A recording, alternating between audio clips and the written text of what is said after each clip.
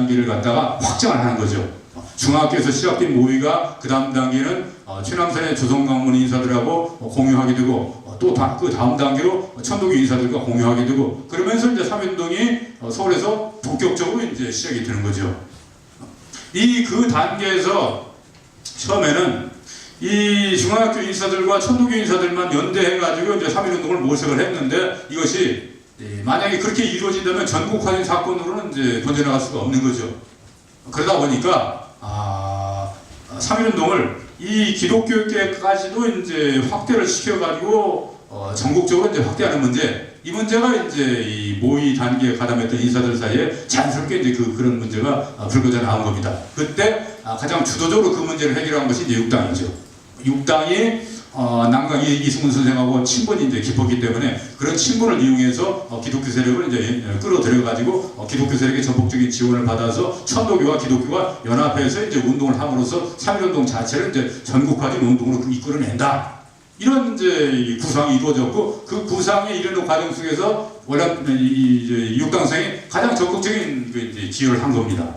그 점에서는 이제 육당이 3.1운동 모의 발발 단계에서 큰 공헌을 했다 이렇게 이제 볼 수가 있는 거죠. 그리고 또 하나 이제 재미있는 건 이런 사실이 있습니다. 우리가 이제 28 독립선언에 관해서 이제 많은 말씀을 하고 있지만 28 독립선언서를 어떻게 인쇄했는가 이건 잘 나와 있지 않습니다. 그런데 송계백이 한국에 들어와가지고 최남선을 만났을 때 이렇게 이제 부탁을 하는 거죠. 현상윤한테 이렇게 부탁합니다. 자, 우리가 선언서를 갖다가 인쇄해야 되는데 국한문 화자가 없습니다. 그러니까 이 화자를 좀 구해주세요. 이래가지고 현상윤이 이제 최남선한테 말했고 최남선이 그래서 신문관에 있는 화자를 갖다가 송계백한테 주었던 겁니다. 송계백이 그 화자를 가지고 이제 일본으로 건너간 거죠. 그래서 우리가 오늘날 알고 있는 28 독립선언은 신문관 화자로 인쇄가 된 겁니다. 그런 점에서는 이제 신문관이나 이제 조선강문이가 28 독립선언이 이제 선언서가 나오는데 큰 기여를 했다 이렇게 이제 볼 수가 있는 거죠. 또 그리고 하나 지금 오늘 발표 책자에 이렇게 보시면 이제 조선강문의 이제 소개 책자에 독립선언서가 실려 있는데 이 독립선언서는 이른바 보성사에서 인쇄가 된 독립선언서입니다. 그런데 독립선언서가 보성사에서 인쇄된 것뿐만 아니라 한 번이 더 있습니다. 신문관에서 인쇄된 독립선언서가 또 있어요. 그런데 실제로 그 독립운동, 만세운동 과정에서 널리 뿌려진 것은 보성사판이고 신문관판은 널리 뿌려지진 않은 것 같습니다. 그런데 신문관에서도 독립선언서를 인쇄를 했어요. 그 판형이 좀 다릅니다. 그리고 문구도 좀 다르게 되어 있어요. 근데 재미있는 것은 이 보성사판에 나와 있는 이제 이 오류나 보성사판의 가장 대표적인 오류는 선조 이렇게 되어 있죠. 조선이 아니고 그건 뭐 누구나 다 알고 있는 그런 이야기인데요. 그런 자잘한 오류도 신문관판에는 다 수정이 되어 있습니다. 그리고 신문관판에는 좀 더 현실적인 한글 맞춤법에 가까이 가 있는 이런 이 선언문으로 되어 있어요. 그리고 오늘날 우리가 봤을 때 잘못된 건 아니지만 너무 어색한 한문 표현이라고 되어 있는 것도 신문관판에는 다 고쳐져 있습니다. 그래서 신문관판이 독립선언서 자체만으로 본다면 보성사판으로 보다는 좀 더 세련된 그런 선언서라고 볼 수가 있는 거예요.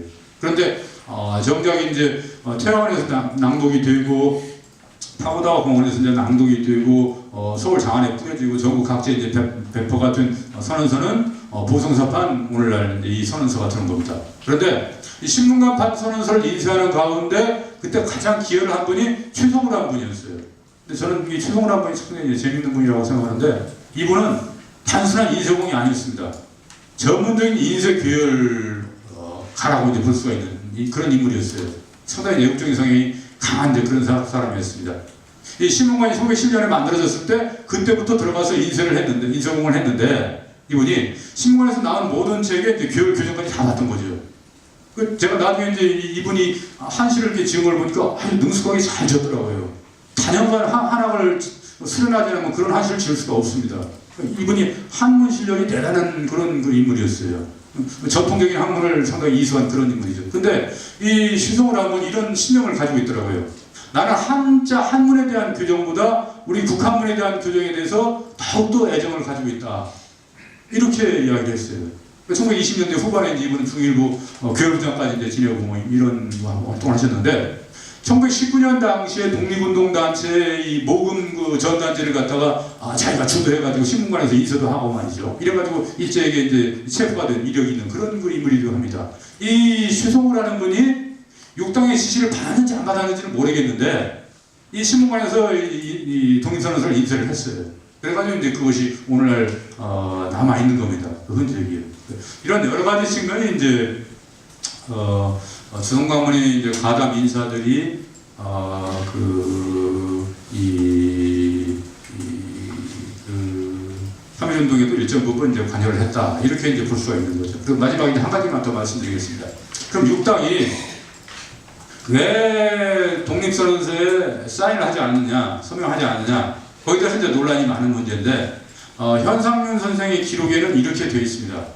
그 시기, 육당, 이상재, 정노식, 현상윤, 송진우, 5분은 독립운동, 만세운동 이후에 다음 단계 독립운동을 위해서, 일선에서 뒤로 물러나 앉아서 다음 단계를 모색하기 위해서 선언서에, 독립선언서에 서명하지 않았다. 이렇게 되어 있습니다.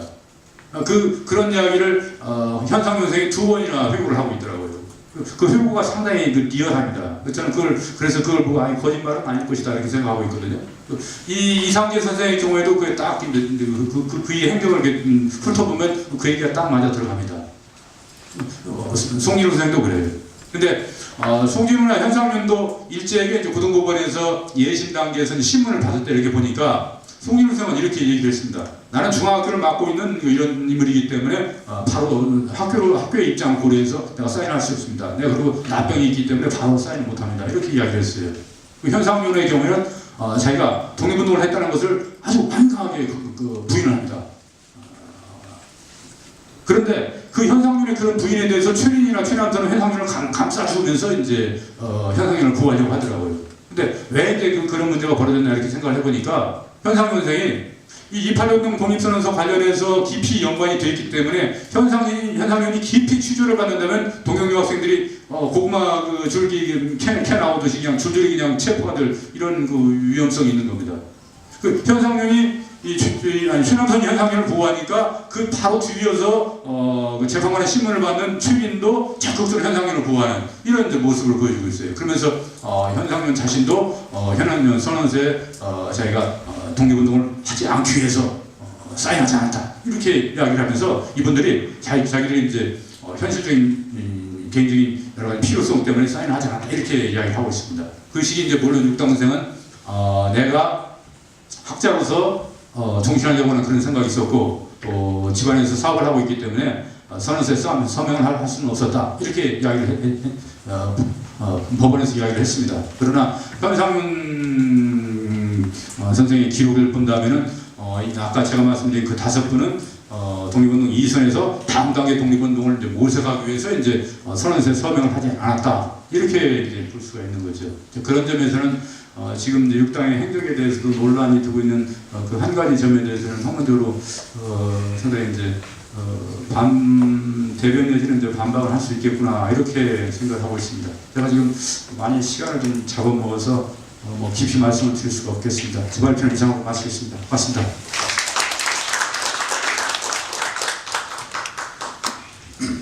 네, 오 교수님이 그 조선 광문회에 대해서는 제일 그 연구를 많이 하신 분입니다. 그래서 조선 광문에 대해서 자세하게 말씀을 해주셨습니다. 그 육당의 그 손자인 그 최학주 선생이 그 얘기하기를 육당이 당시 그 광문회를 17만 원에 그 이렇게 그 설립을 했는데 그 17만 원에 설립한 건 지금 돈으로 계산하면 200억이다 그렇게 얘기를 하더라고요. 그리고 그 육당의 그 미방이었던 현영채 여사가 그 당시를 회고하기를 나는 그때 그 굉장한 수라도 생기는 줄 알았다. 그런데 결국은 15년 만에 그 광문회가 그 문을 닫게 됐다. 뭐 이런 얘기도 이제 하시더라고요. 아주 오 교수님 그 자세한 그 발표해 주셔서 감사하고요. 다음에는 그 3.1 독립선언서의 작성과 배포에 대해서 충남대학의 그 김진호 교수님이 발표해 주시겠습니다.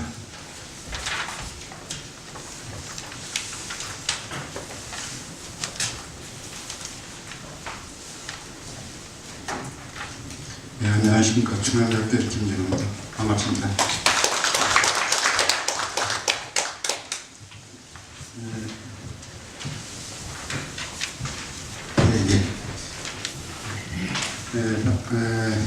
말씀을 드리기 전에 앞서서 양해를 말씀을 부탁드리겠습니다.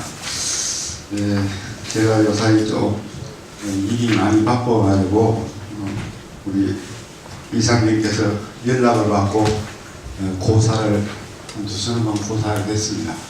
그런데 보통 작년부터 최소한 2~3개월 전부터 이렇게 이야기가 되는데요. 제가 지난 1월 중순에 연락을 받았어요.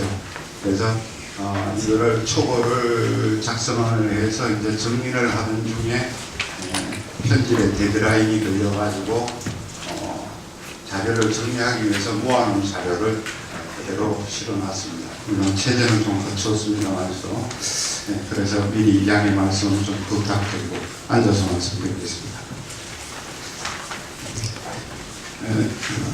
앞서 발표하신 선생님께서 그 강문의 관계라든가 육당에 관한 관계를 많이 말씀을 하셨기 때문에 저는 그것을 생략을 하고 간단하게 말씀을 드리려고 합니다. 또 시간이 많이 지체가 됐고 일로 하시되 이렇게 앉아 계시는 것 힘드실 것 같네요. 3.1운동의 배경에 대해서는 여러 가지가 이야기가 많이 되고 있습니다. 특히 신용화 선생님께서는 7~8가지로 이야기를 하시고 하는데 저는 간단히 그렇게 2가지로 요약하고 싶습니다. 하나는 어쨌든 세계사적인 흐름, 제국주의 몰락과 민족자결주의 대두라는 큰 대외적인 흐름이 있고요. 여하를 막론하고 국내적으로는 8년 6개월간의 그 고된 식민지의 삶을 벗어나야겠다. 빨리 자유의 몸이 되어야겠다라는 그런 열망이 3.1운동을 가져오게 되지 않았나 하는 이야기가 됩니다. 대체로 지금 학계에서 이야기하는 것은 그러한 움직임이 1918년 12월 달부터 서서히 움직임이 나타나기 시작을 했습니다. 그리고 1월 중순부터는 이제 일본과의 관계, 또 유학생 28 독립선언 관계의 교류가 있게 되고요. 1월 말경에 되게 되면은 우리가 잘 알려지지 않은 것 중에 하나가 뭐냐면 우리가 지금 오늘 발표하는 천도교의 손병희 선생님 중심으로 한 천도교 계통뿐만 아니라 기독교에서도 장례교라든가 감리교 계통에서 움직임이 있었습니다. 또 더더구나 학생들의 움직임이 상당히 활발했어요. 그래서 의양 선생 전칭은 앞으로 말씀드렸는데 전체는 생략을 하겠습니다.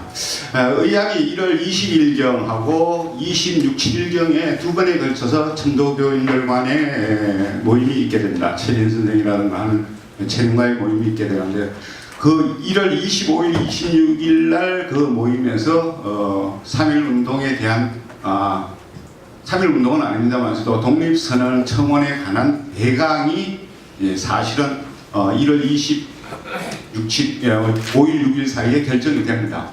그 이튿날인 1월 27일 날 전문대학교 학생들이 대관원에서 반수동에 있는 대관원에서 모임을 갖게 됩니다. 그렇게 되면서 전체적으로 1월 말경쯤 되게 되면은 국내에서는 어떤 형태로 간에 독립선언이라는 그런 형태의 움직임을 할 수 있는 크게 서너 개의 계열에서 각자 독자적으로 운영이 되고 있었다는 이야기입니다.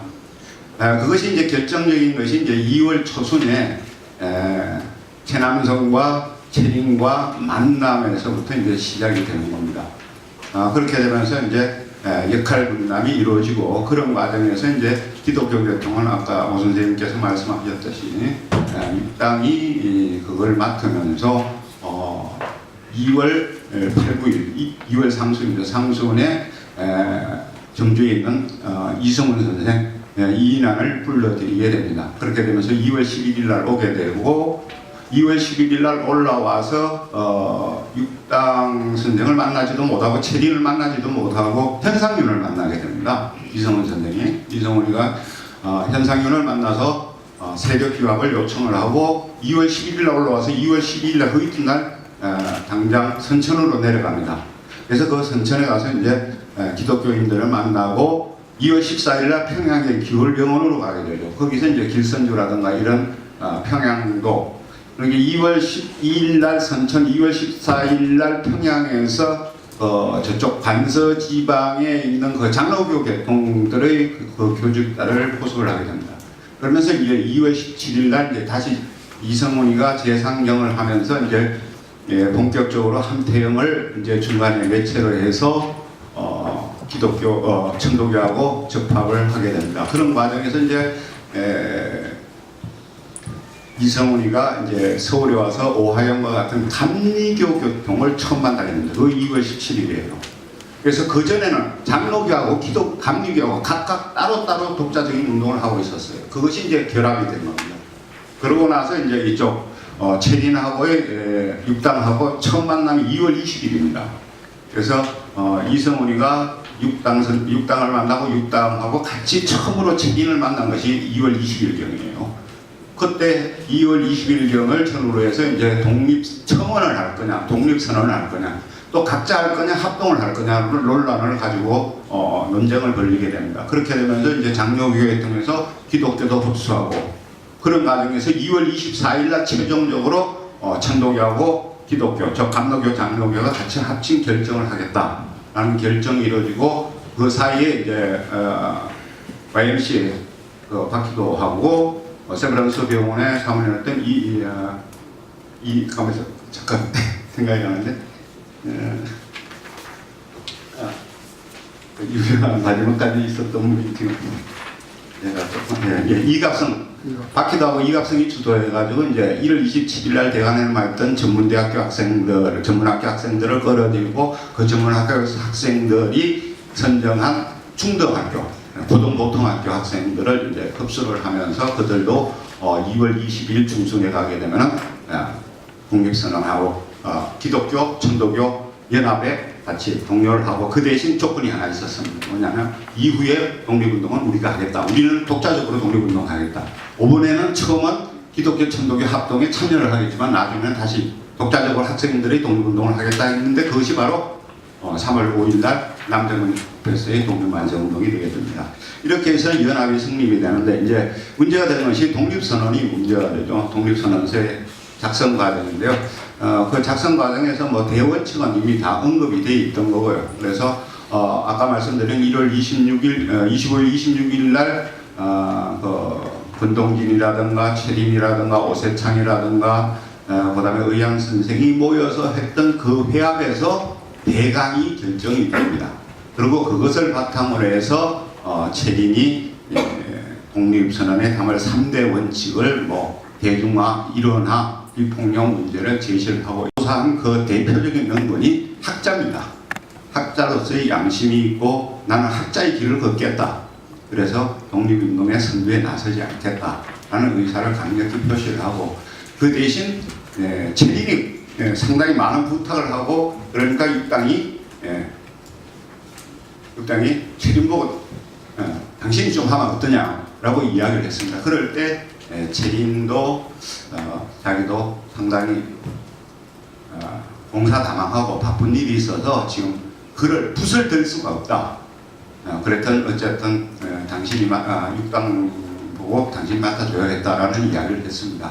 근데 그 당시 최린이 그 육당의 그 학문적인 깊이라든가 역량이라든가 이런 것을 상당히 높게 평가를 했던 것입니다. 학자로서뿐만 아니라 사학자로서, 문학가로서, 하여튼 문필을 떠나서 하여튼 경세 분야에서도 육당을 상당히 높이 평가해서 최린은 육당에게 꼭 맡기고 싶은 그런 말이 있었습니다. 마음이 있었던 것 같아요.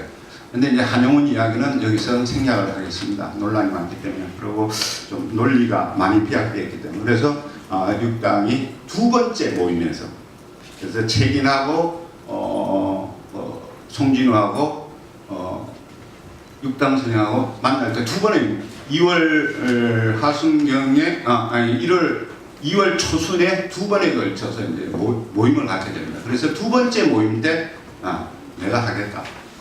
조선의 독립선언은 조선인이 마음을 가지고 조선인의 마음을 담아서 해야 되기 때문에 자기가 해야겠다. 또 그 선언이 단순한 우리의 뭐 어떤 단체 사소한 선언이 아니라 세계사적인 선언이다. 그렇기 때문에 당신이 해야겠다라는 그런 자부심은 있었던 것 같습니다. 육당 선생이.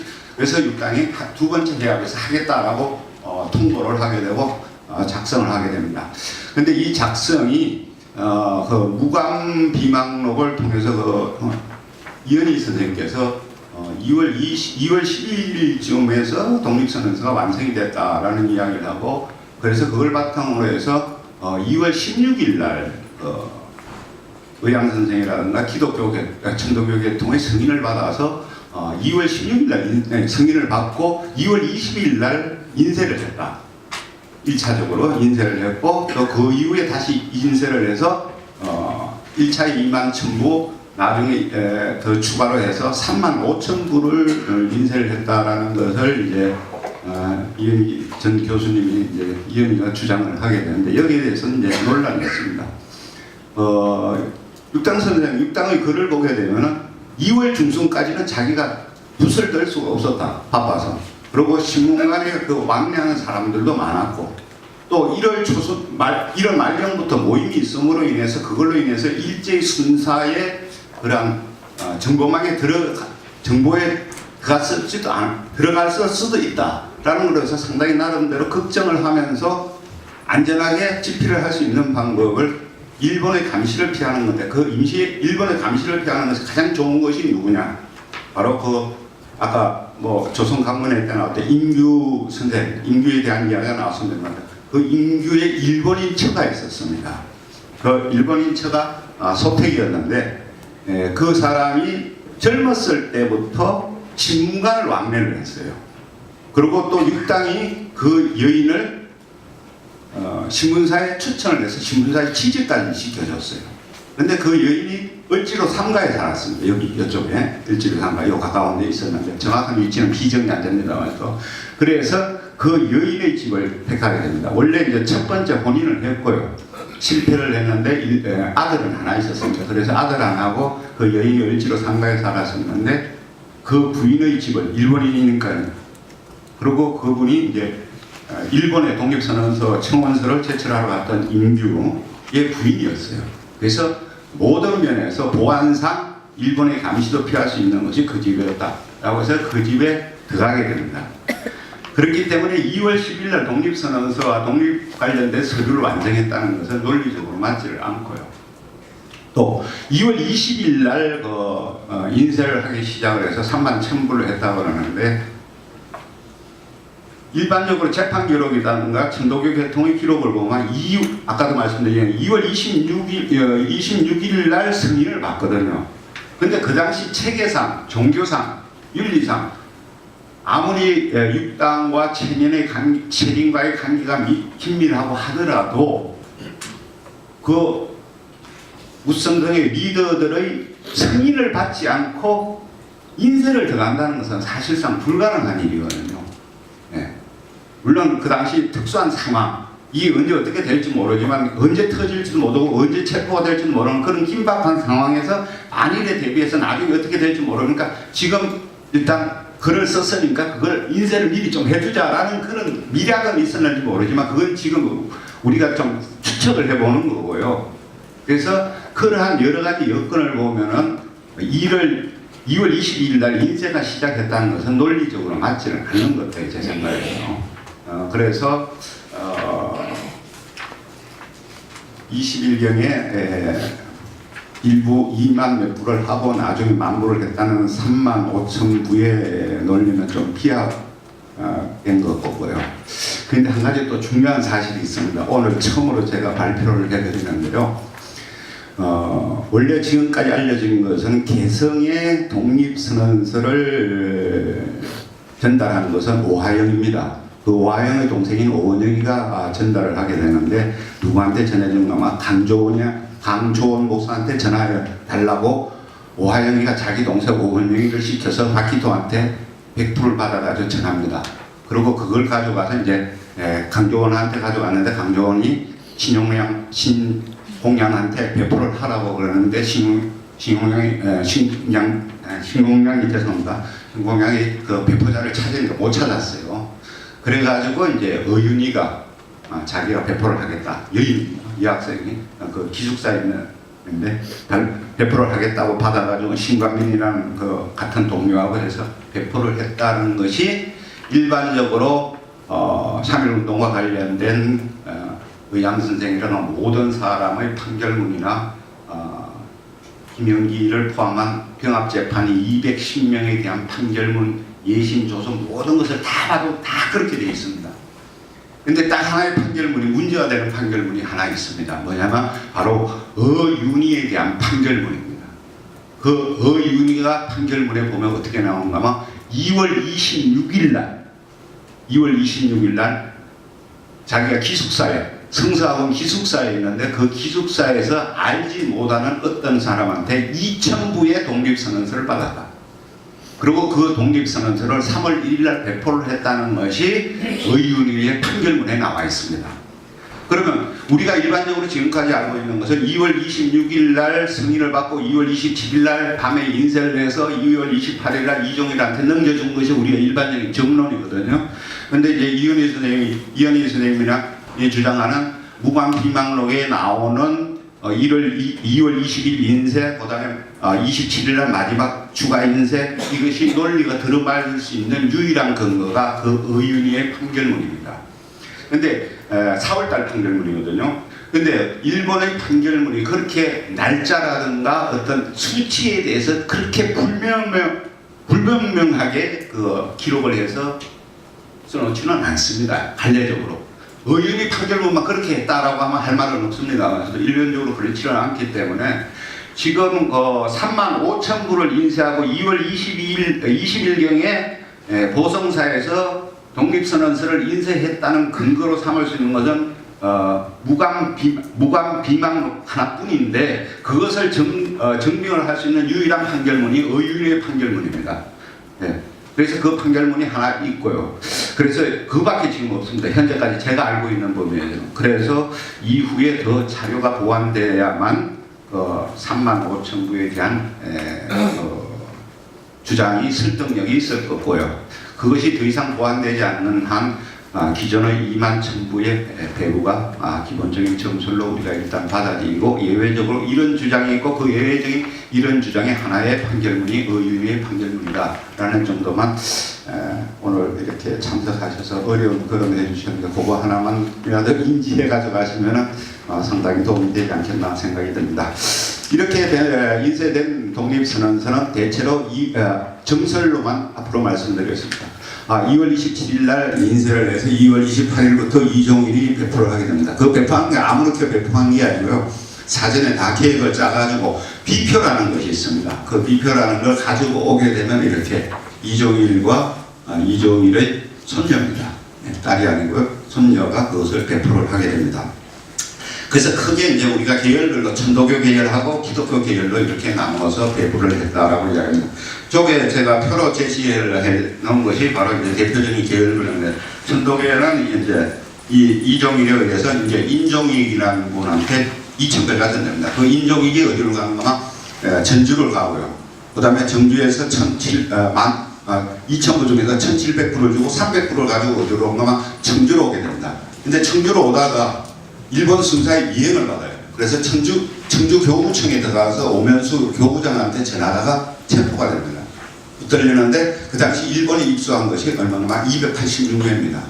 그래서 인종익은 300매라고 그랬는데 286매밖에 일본이 압수를 못하고 나머지 14부가 어디 갔습니다. 왜 그러냐면요. 그 당시 인종익이가 독립선언서를 가져왔을 때 묶음이 몇 매 단위가만 100매 단위입니다. 100매 단위로 묶었고 다른 지역에 배포될 때도 100매 단위가 한 묶음입니다. 신문지로 묶은 한 묶음이에요. 그래서 2,000부 같으면은 20뭉치를 인종익이가 가지고 간 겁니다. 상당히 위험했죠, 사실은. 네, 위험했고요. 그렇게 해서 이제 청주서 이제 체포가 돼서 충북은 독립선언서가 배포가 안 됩니다. 그 다음에 그 인종익이 전주에 배포한 것은 어디로 배포되는가? 전라북도 일대를 다 전파를 시킵니다. 그리고 전라남도 구례라든가 이런 데까지 인종이 전판 독립선언서가 전라남도 후레까지 내려가면서 전라북도 일대의 독립선언서는 바로 인종이기 배판 독립선언서가 되겠습니다. 그다음 이제 안산덕이라고 두 번째 있는데 그 안산덕의 독립선언서는 어디로 가게 되는가? 강원도하고 평안도로 함경도로 가게 됩니다. 그래서 강원도에 어디가면 평강으로 가게 되는데요. 그 평강 그 천도교구장이 이태윤입니다. 그 이태윤에 의해서 강원도 전체의 독립선언서는 평강에 있는 평강교구장인 이태윤에 의해서 전부 다 전파가 된다고 생각을 하시면 됩니다. 그리고 그 이경서 네, 안산덕이가 평강에 전해주고 700부입니다. 그리고 독립선언서 배포 관계에서 그래도 비교적 정확하게 어느 지역에 얼마만큼 배포가 됐다는 비교적 정확하게 확인이 되는 데가 바로 여기입니다. 강원도에 평강에서 700매를 안산덕이가 이태윤한테 700매를 줬다고 그러는데 거기에 보면 어디에 몇 부, 어디에 몇백 부, 뭐 150부, 100부, 150부, 150부 이렇게 춘천까지 150부가 오는데 춘천에서는 천도교인사 두 사람이 그 독립선언서를 가지고 숙소에 들어갔다가 여러 가지 보안이 어려우니까 땅에 파묻어 놨습니다. 그래서 춘천 헌병대에서 이상하다고 생각하는 여간에 숙소하면 왜 근무를 하지, 임금을 하지 않습니까? 그걸 하는데 수상하다 싶어가지고 일단 붙잡아 놓고 수색을 한 겁니다. 근데 땅이 좀 이상하잖아요. 다른 땅보다 파가지고 묻었으니까. 그 땅을 파헤치죠. 그러니까 거기서 150배가 나온 거고요. 그래서 춘천도 그냥 압수를 당하고 배포가 춘천은 안 된 거고요. 그 다음에 한경남도 영흥을 가게 됩니다. 영흥을 가서 확인이 아직까지는 안 되잖아요. 김모 천도교 인사한테 1,300불을 주게 됩니다. 그리고 이 영흥에 전달된 천도교에서 전달된 1,300부가 한경남도 내지는 한경북도 길주까지는 전파가 된 걸로 확인이 되고 있습니다. 지금까지 길주까지 간 것은 되고요. 그렇게 확인이 되고 있습니다. 그 다음에 한경남도는 또 천도교계 통해서 너무나 잘 아는 문제가 되는 문제인물인 정춘수에게 오하영이가 광명이라는 사람을 통해서 서울의 기록은 200부입니다. 근데 저쪽 원산에 관련된 기록에서는 300부라고 보게 되죠. 그래서 그것을 이제 원산에 전파를 하면서 원산의 기독교 제외하고 나머지는 그 안산덕의 1,300부가 한경남도 한경북도가 전파가 된 걸로 보입니다. 그 다음에 이제 이경섭은 이제 황해도입니다. 그 세 번째 이야기가 되는데요. 그렇게 해서 황해도의 이경섭이가 성하고 수안을 전파를 하게 되고요. 문제가 되는 것이 이제 평안도의 김홍렬, 메인 신분은 김상렬이라고 되어 있습니다만서도 판결문도 김상렬도 5,000부라고 그럽니다. 근데 이분에 의해서 이제 평안도 지역의 천도교들이 전파가 됐고요. 그렇게 해서 대체로 지금 제가 추산하기로는 한 8,000부 정도는 천도교계 통해서 배포가 된 걸로 기억이 되고요. 그 안에 보면 이제 기독교는 이계창, 오하영, 함태영, 이경상, 오하영, 김명신, 박희도에 의해서 전파가 됩니다. 대체로 2,300~400부 정도 배포가 확인이 됩니다. 그 외에 이제 불교계통의 한명원 선생 한 3,000부 정도가 되고요. 그렇게 해서 이제 이거는 계열별로 말씀을 드렸고요. 지역별로 말씀을 드리면 황해도 같은 경우는 이제 해주만 기독교 되고 나머지는 천도교들이 하게 됩니다. 그다음에 평안도도 평양은 천도교가 들어갑니다만서도 나머지 평안도 지역은 기독교가 주도를 합니다. 그다음에 한경도 같은 경우는 아까 말씀드린 기독교가 원산의 정춘수한테 전한 것 외에는 천도교계 통일하고 강원도는 천도교통이 다 주도를 합니다. 충북은 독립선언서가 못 들어갔고요. 그 다음에 경상북도하고 경상남도, 경상도는 뭐냐면 이갑성에 의해서 대구 이만집하고 마산에 있는 이막찬에 의해서 기독교에 의해서 경상도는 독립선언서가 전파가 되는 그런 형태로 전개가 됩니다. 그리고 그때 말씀을 드렸지만 이거는 제가 좀 개인적인 여건이 요탈이 좀 여치 않아가지고 제대로 왕모된 글을 올려드려서 모두 재수없게 생각을 하고요. 이것을 정리해서 다음에 어디에 할 때는 제대로 된 문구를 발표드리겠습니다. 예, 시간을 많이 끌어서 죄송합니다. 예, 김재우 교수님 아주 삼륜동의 독립선언서가 어떻게 전파됐는지 국내에 전파된 과정을 잘 말씀해 주셔서 감사합니다. 과거에는 그 독립기념관에서 근무하시는 김도영 선생님께서 한일운동의 국외 전파 과정에 대해서 말씀드리겠습니다. 이틀 전에 동아일보에 자세하게 그 보도된 내용들도 아마 접해졌으리라고 생각합니다만은 김도영 선생님이 굉장히 연구를 열심히 하는 분입니다. 감사합니다. 부탁드립니다.